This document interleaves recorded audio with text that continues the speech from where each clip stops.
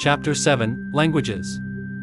Welcome to your Euro Patent Brief Journey, with Baris. We're about to dive into the intricacies of language requirements under the European Patent Convention. This is a complex topic. But don't worry. I'm here to guide you through every detail, step by step. Together, we'll follow the content of the EPO Examination Guidelines. Stay focused, and remember, you're doing great. Let's tackle this one piece at a time. Roman 1, General. European patent applications can be filed in any language. However, if an application is filed in a language that is not one of the EPO's official languages, which are English, French, and German, a translation into one of these official languages must be filed within 2 months of the filing date. Although it is, in principle, possible to file in any language, limitations may arise due to applicable national laws.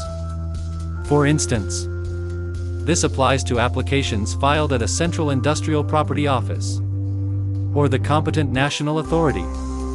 Take a moment to consider this. Filing in any language is an option, but it comes with responsibilities, like timely translations. Let's pause here. Think about how this affects applicants, especially under different legal jurisdictions. Now, let's continue. Roman 2, Reduction of filing fee. In cases where the application is filed in what is referred to as an admissible non-EPO language, certain categories of applicants may benefit from a reduction in the filing fee. This reduction is applicable to natural or legal persons who meet specific criteria. Does that make sense so far? Take a deep breath and think about how filing fees can vary depending on the applicant's situation and the language used. Roman 3, Filing date requirements. Filing a European patent application in a single language is not a strict requirement to be granted a filing date. If an application is filed in multiple languages, the EPO will invite the applicant to remedy any deficiencies in translation. Consider how this impacts applicants filing in non-official languages. Let's pause here and reflect on how flexibility in language influences filing procedures. Roman 4, Filing by reference. Where a description is filed by reference to a previously filed application, and that earlier application is not in an official EPO language, the applicant must file a translation of the description within 2 months of the filing date. This ensures that the EPO can fully understand the technical content of the invention. Let's pause. Reflect on how translations ensure clarity and prevent misunderstandings during the examination process. Roman 5, Divisional applications.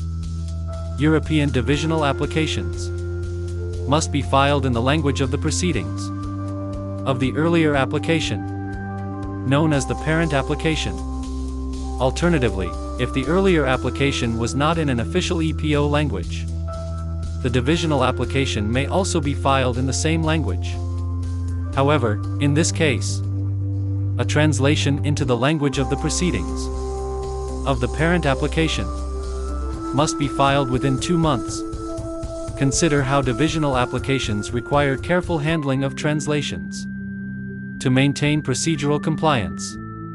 Recap and reflection. Today, we've covered the general rules for filing languages under the EPC, the reduction of filing fees for certain applicants, filing date requirements and translation obligations, special considerations for divisional applications.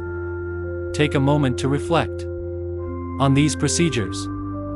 In our next session, we'll explore the language of the proceedings and the implications of using non-EPO languages in written submissions. For now, take a deep breath and review today's material. You're making excellent progress. Keep up the great work. Remember, the key to mastering these details is consistent practice and review. Listen to this content as many times as needed. Thank you for your continued dedication. See you in the next session.